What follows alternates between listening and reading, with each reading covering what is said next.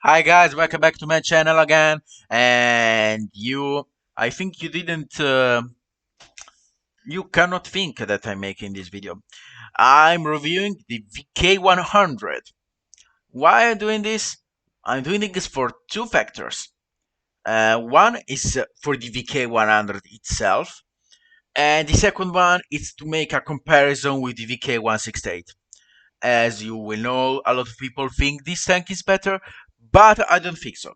And I played lots of them. I played the VK168, I played the VK100, I make masteries with the VK100, with VK168. So I think my opinion really matters in this field. Um,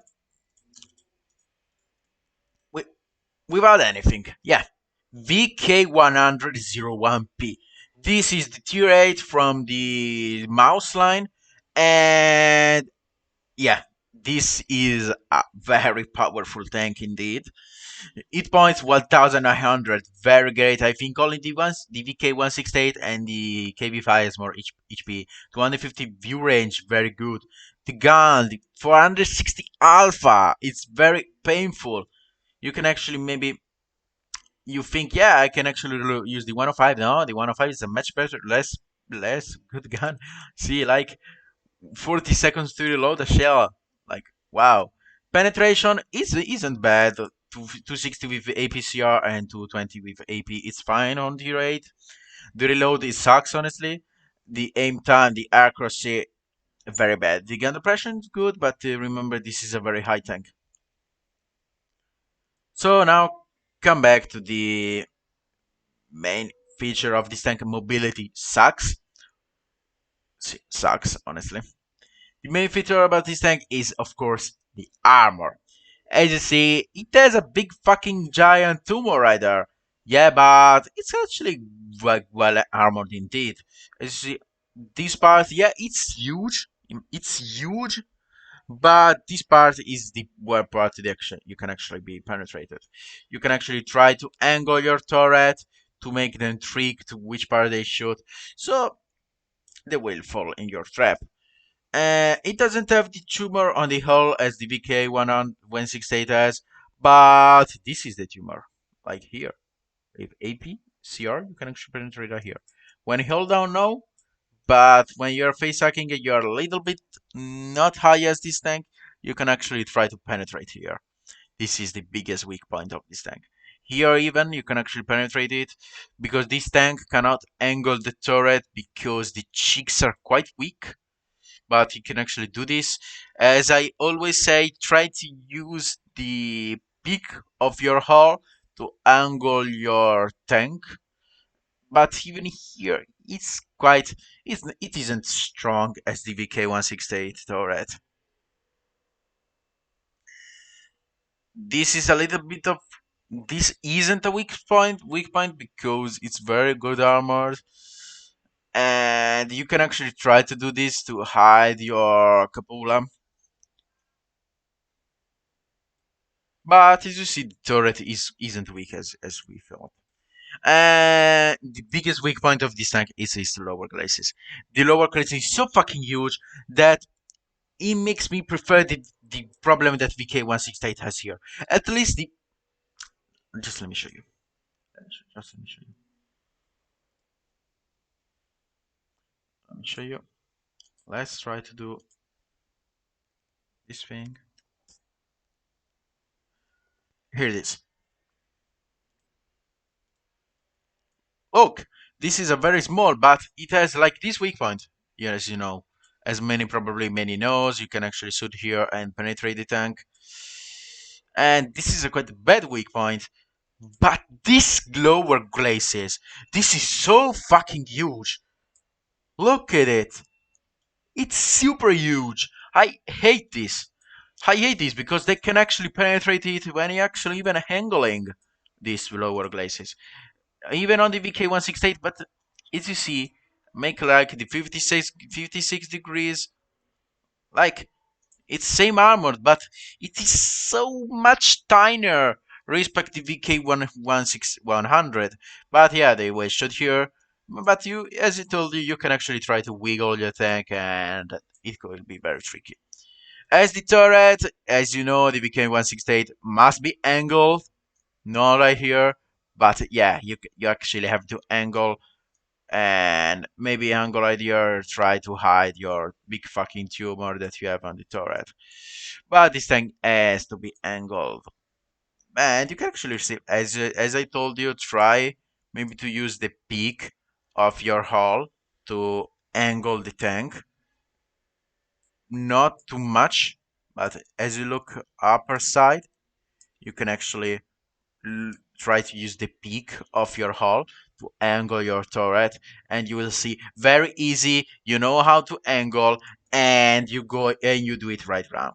But remember that you have to keep your hull straight to the enemy when you're doing this. So if you're doing this, just angle normally. If you're angling even the hull, just angle normally.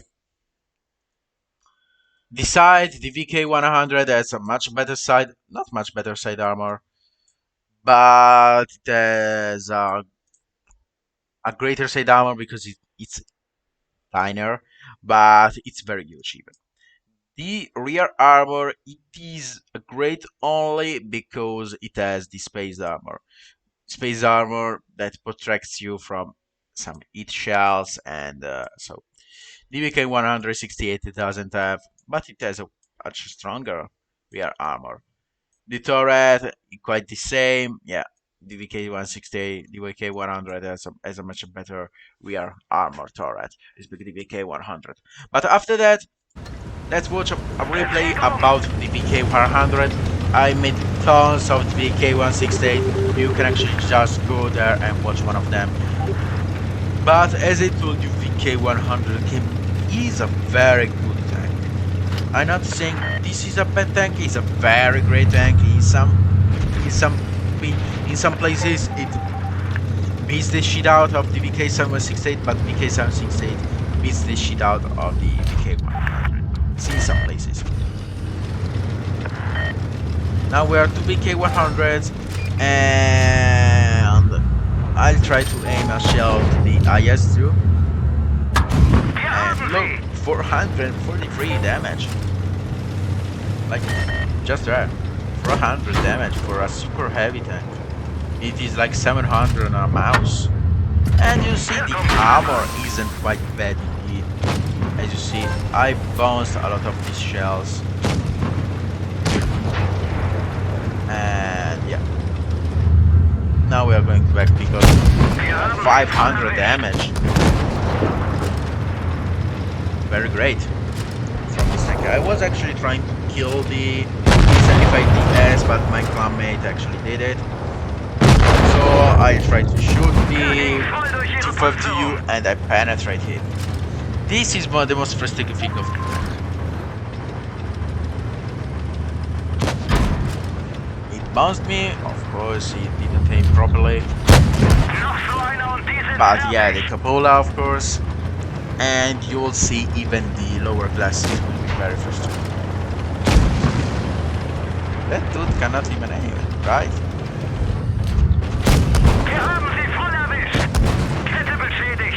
So as you see, with this you can actually trigger the enemy.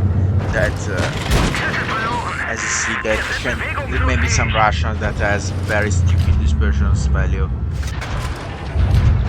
And they cannot even aim properly, so this will a smart move for me on that part. And you'll see I'm holding because this tank is very good to hold. Even bunch enemies, not with EPM but with alpha damage.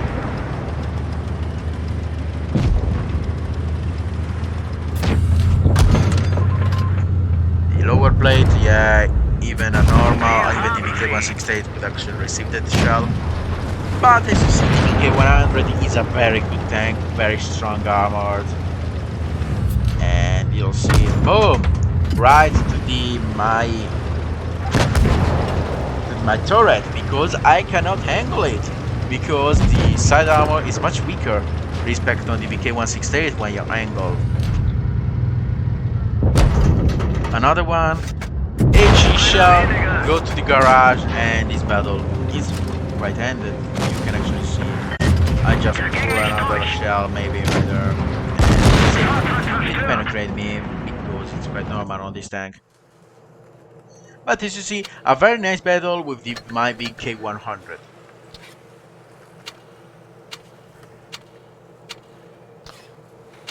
Here it is, my VK100. As you see, I actually bought the unchanged armor and the VK168 unchanged armor too. So MM values will be a little bit different, but you cannot tangle this tank. I actually don't like it. It feels like the Leva or the VK72. You cannot angle the turret to make it much stronger, but the turret normally is strong enough to sustain some hits. So guys, I know that a lot of people will say, what the fuck are you saying, the VK168 is shit? And I know that some people will say, you're right. But as I will tell you, I have lots of videos by the VK168 showing that it isn't a broken tank, but it can actually be played and you can actually achieve more things respect the VK100.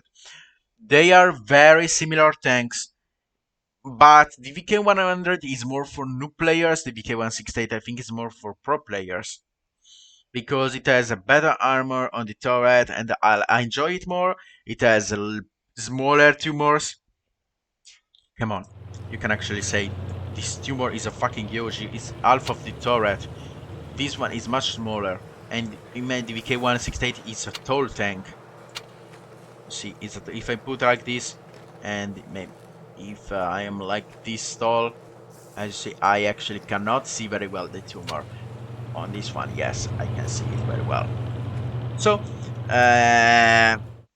tell me in the comments which one you prefer more, and I will see you in the next video. Bye bye.